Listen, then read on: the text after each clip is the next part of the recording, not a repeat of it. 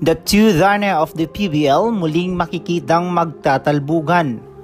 Gemma versus Rondina, sino ang lalaban para sa MVP title this conference? Stats, mas pumabor nga ba kay Rondina? Gemma mabubukya. Good mood everyone, welcome back to my YouTube channel. Huwag kalimutang mag-like, share, subscribe at pakihit na rin ang notification bell para maging updated ka sa ating mga video. Isang malaking usap-usapan ngayon sa social media ang magiging harapan ng dalawang MVP contender dahil sila nga ang nagpakita ng leadership at husay sa kanilang team. Tinagurian ng dalawang ito na Darna ng PVL dahil sa taas ng lipad nito kung tumalon, tapos tagabuhat pa ng kanilang team. Unahin na natin si Gemma Galanza. Si Gemma nga ay nakakuha ng 5 POG at patunay nga ito sa kanyang husay upang pangunahan ang opensa at depensa ng koponan. Siya nga ang isa sa babad na babad sa laro kung saan ay siya nga lang ang stay sa loob ng court at bihira na lamang sinasab ni Coach Sherwin.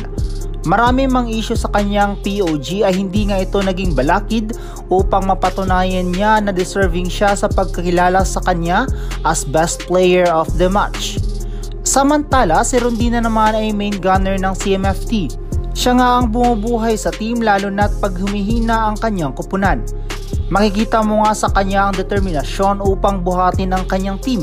Kabilang nga si Rondina sa top 5 best scoring at nakapagtala na rin ito ng ilang player of the match this conference. 20-point marks nga pinapakawalan ni Rondina sa tuwing may laban ito at gaya ni Galanza ay si Rondina nga ay babad na babad sa laro at hindi pinapasab ni Coach Alin Sonorin.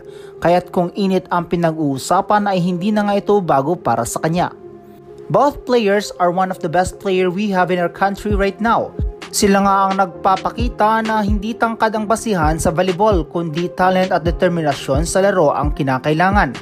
Isa nga sila sa masasabi mong maliit na open hitter para sa conference na ito, ngunit isa din sila sa napaka-effective na outside hitters sa torneo na ito. Expected nga natin na sila rin ang bubuhat sa kanilang team at dito natin makikita ang muling paglipad ng dalawang Darna at isa sa kanila ang mananatili sa posisyon at tatanghaling kampyon. Maliban pa nga rito ay sila rin ang maglalaban para sa MVP title this conference dahil sa mga pinapakita nitong performance throughout the game.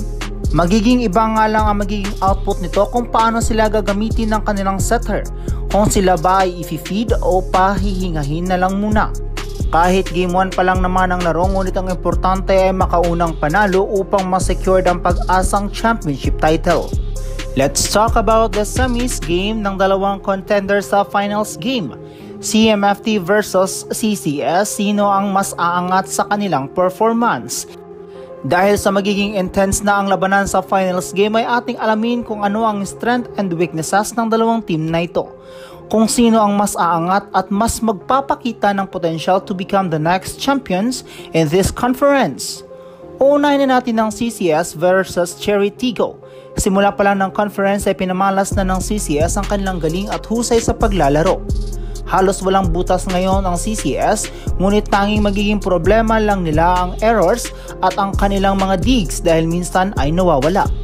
Kung makikita natin sa laban nito kontra Cherry Tigo ay nagpakita nga sila ng magandang execution sa paglalaro. Dito nga mas nakikita natin ang katatagan ng CCS upang maipanalo ang kanilang laban. Kahit nakikita naman natin kung gaano kahirap ang crossovers na dumikit sa creamline ay nagagawan pa rin ito ng paraan upang makuha ang momentum. Ngunit dahil na rin sa pulso na meron ng CCS ay nakuha pa rin ito ang panalo.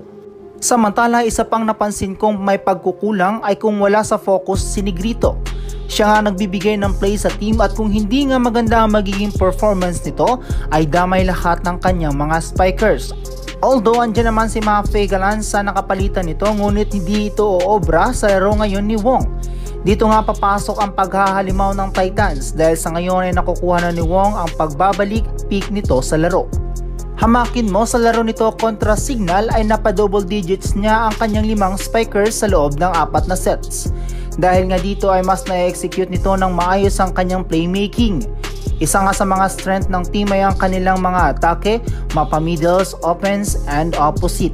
Nagamit na gamit nito upang mahirapan ang kanilang kalaban.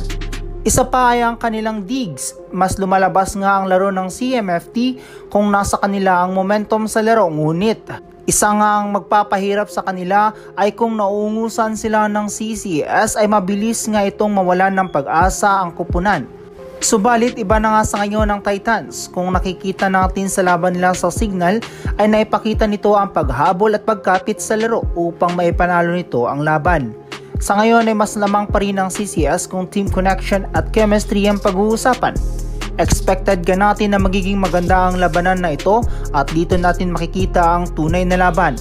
Pangungunahan ni Rondina, Tolentino, Madayag, Molde at Nunag at syempre hindi mangyayari yan kung wala si Wong. Samantala pangungunahan naman ni Gemma Gumabaw, Tots Carlos at Alyssa Valdez ang kupunan ng CCS upang mapunan ang mga pagkukulang. Maglalaban na nga ang dalawang best setter of the league, si Negrito at si Wong, at dito na nga nila papatunayan kung sino ba talaga sa kanila ang mag-uuwi ng Best Setter Award.